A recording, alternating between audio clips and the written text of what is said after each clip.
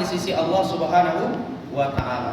Kalau kita baca surat Al-Fatihah hingga surat An-Nas, tidak kita temukan kecuali dua nama masjid, yaitu Masjidil Haram dan Masjidil Aqsa, bahwa menunjukkan kedua masjid ini sama kedudukannya di sisi Allah Subhanahu wa Ta'ala. Masjidil Haram, ngapa maksudnya susah? Lalu komplek ini memiliki 15 pintu utama, 13-nya ditutup, 2 dibuka kadang-kadang. Tapi kalau kita umroh, kita dianggap wisatawan, Pak. Kenapa kita dianggap wisatawan? Biar kita sampai ke Al-Aqsa, dan mereka letaknya memang di Saudi, tapi milik umat Islam seluruh dunia, sama seperti Masjidil Aqsa. Wajib alaikum an ta'rifu kull shay'in 'ala al-Aqsa, an ta'rifu ayna al-Aqsa mawjud, wa an ta'rifu aydan ma hiya 'asimatu Palestin. Al-Quds hiya 'asimatu Palestin, wa laysa kama yaqulu Bani Sahyun Urushalim 'asimatu Palestin. Kalau kita berbicara tentang Masjidil Aqsa, kata beliau, kita wajib mengetahui semua tentang Masjidil Aqsa. Berapa luasnya, di mana letak Masjidil Aqsa, berapa jumlah pintu utamanya, dan kesemuanya. Kadang beliau bertanya, ini izin Pak kami tanya, misalnya siapa pemain bola termahal dunia? Mungkin kita tahu saat ini ingin menjawabnya, tetapi ketika kita ditanya berapa luas komplek Masjidil Aqsa, mungkin kita terdiam. Kita tidak tahu berapa luas komplek Masjidil Aqsa.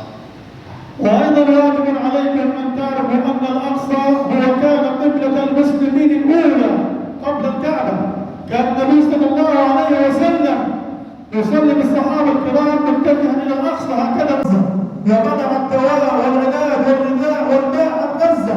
كل هذا الآن حتى يوم أمس موجود في غزة الأقصى، وهكذا الكعبة، حتى نزل جبريل عليه السلام وأمره أن يحول القبلة من الأقصى إلى الكعبة. والذي ذهب إلى بلاد السعودية إلى مسجد بالقبلتين، مسجد بالقبلتين في السعودية، يعرف لماذا سمي بهذا الاسم.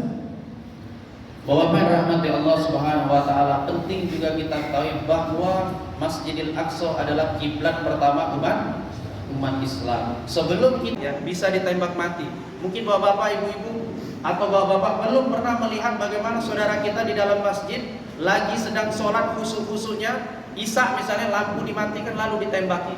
Ya, itu terjadi di Masjidil Aqsa. Kalaulah masjid atau masjid kita ini syuhada, sejadahnya bersih, tapi Masjidil Aqsa menggenang, dan kita berkiblat ke Ka'bah atau Masjidil Haram, kita terlebih dahulu berkiblat kepada Masjidil Aqsa. Ketika Rasulullah SAW turun membawa perintah sholat dalam peristiwa Isra wal Mi'raj, yang dibawa adalah perintah sholat. Ya, dan kiblat pertama kita adalah Masjidil Aqsa, karena Rasulullah diangkat, dimi'rajkan dari Masjidil Aqsa, lalu diturunkan lagi di Masjidil Aqsa dengan membawa perintah sholat. Kurang lebih 17 bulan kita berkiblat ke Masjidil Aqsa sebelum malaikat Jibril diperintah Allah Subhanahu wa Ta'ala untuk merubah arah kiblat ke Ka'bah Al-Mukarramah. Nah, sekarang bapak-bapak ini menghadap arah kiblat, dan tepat di belakang bapak lurus disebut kita agar saya ini potongan, karena kota ini kecil sekali Pak, luasnya hanya 365.000 km persegi, atau 12 kilo kali 6 km